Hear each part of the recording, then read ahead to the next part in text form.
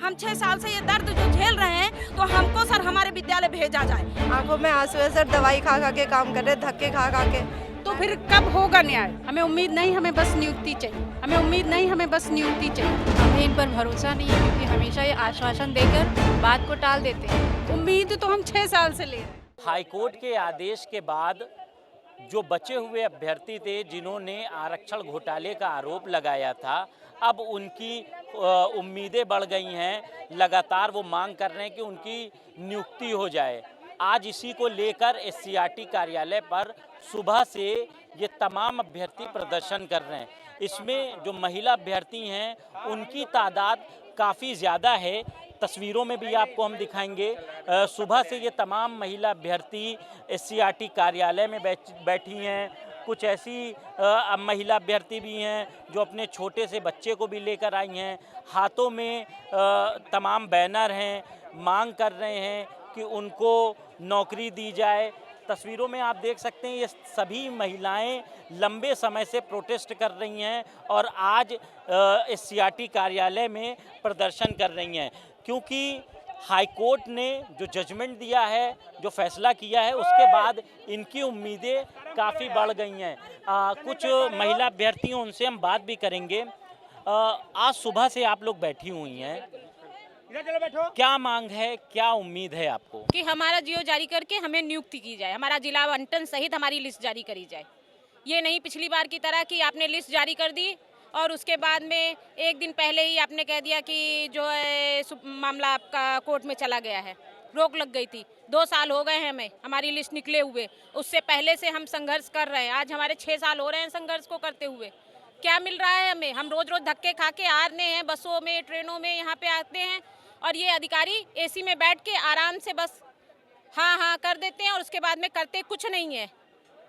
भाई हमारा आरक्षण का घोटाला हुआ है, हमारी जगह जनरल को आपने नियुक्ति दी है। उनको आपका आदेश आया है कि उनको आप इस कार्यकाल में आप उन्हें करना दीजिए पूरा। उसके बाद आपको जो पॉलिसी बनानी हो उनके लिए बनाइए, क्योंकि गलती उन बच्चों की भी नहीं है। हम ये कहते हैं उनके लिए आप कोई पॉलिसी बना के लाइए, लेकिन हमारी जगह पे हमें नियुक्ति जरूर दीजिए। हमने बहुत सह लिया भैया, हम लोगों ने बहुत आर्थिक रूप से, मानसिक रूप से हम सभी तरीके से परेशान हो चुके हैं। अब हम कितना इंतजार करें? 6 साल एक लंबा समय होता है। आप लोग ने प्रदर्शन किया, कोर्ट का फैसला आया, उम्मीदें भी बढ़ी होंगी। आपने भी लिख रखा है मुख्यमंत्री के आदेश का पालन करो। इसका मतलब है आप लोग कहीं ना कहीं कमी अधिकारियों की मान रहे हैं। जी भैया, डेफिनेटली पूरी कमी अधिकारियों की है और कहीं ना कहीं थोड़ी सी कमी सरकार की भी है कि ऐसी कैसी सरकार हो सकती है कि अधिकारी ने जो समझा दिया वो मान गए। अधिकारी कुछ भी कहेंगे, घोटाला किए हैं तो वो तो कुछ भी कहेंगे, लेकिन सरकार का ये औचित्य बनता है कि वो इन चीज़ों को क्रॉस चेक करे। ठीक, तो अधिकारियों की गलती है और सबसे बड़ा रीज़न भी यही है कि माननीय मुख्यमंत्री जी ने भी हाई कोर्ट का आदेश आने के बाद ये निर्देशित किया अधिकारियों की इनकी ज्वाइनिंग की जाए, लेकिन हमें इन अधिकारियों पे बिल्कुल भी भरोसा नहीं, क्योंकि हमारे साथ जो अन्याय हुआ था उसकी पूरी भागीदारी इन अधिकारियों की ही थी। यही रीज़न है कि हम लोग यहाँ बैठे हैं और हम लोग तब तक यहाँ बैठे रहेंगे जब तक कि हमारा काउंसलिंग शेड्यूल जारी नहीं हो जाता। कोर्ट का आदेश आया, आप हाथ में बैनर ली हुई हैं, उसमें लिखा है हाई कोर्ट के आदेश का पालन करो। कोर्ट का आदेश आया और लंबे समय से आप लोग प्रोटेस्ट भी कर रही हैं, तो अब क्या उम्मीद है? क्योंकि अभी कुछ लोग गए थे अंदर, डीजी स्कूल शिक्षा से मुलाकात की, उन्होंने भी आश्वासन दिया। आप क्या कहेंगे? हमें उम्मीद नहीं चाहिए, हमें नियुक्ति चाहिए।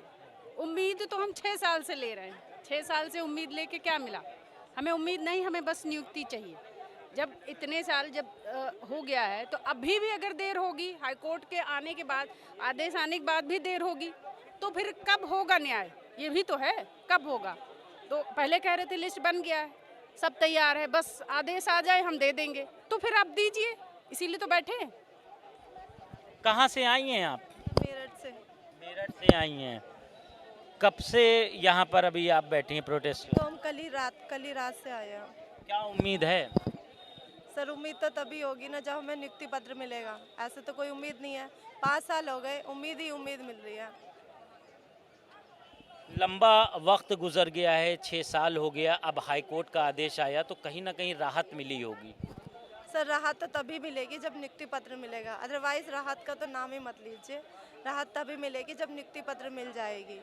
सर बहुत 5 साल हो गए, मेंटली टॉर्चर हो गए, आंखों में आंसू है सर, दवाई खा खा के काम कर रहे, धक्के खा खा के मेट्रो स्टेशन पर, कभी ट्रेन से आ रहे हैं, बच्चों को छोड़ के आ रहे हैं। सर प्लीज़ आपके चैनल के माध्यम से कहना चाहती हूँ कि योगी सरकार से हमारी दरख्वास्त लगाएं कि हमें नियुक्ति पत्र दिलवाएं। ये वो तमाम महिला अभ्यर्थी हैं जो सुबह से प्रदर्शन कर रही हैं, और भी लोग हैं, उनसे भी हम बात करेंगे। क्या कहेंगी आप?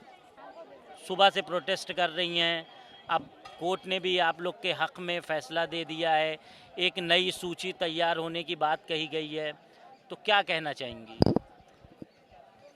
आदेश तो आया है कि नई सूची जारी करें, लेकिन हमें इन पर भरोसा नहीं है, क्योंकि हमेशा ये आश्वासन देकर बात को टाल देते हैं, और इस बार हमें बिल्कुल भरोसा नहीं है। इसलिए जब तक हमें नियुक्ति पत्र नहीं मिलेगा, हमारा शेड्यूल नहीं जारी होगा, तब तक हम यहाँ से नहीं हिलेंगे।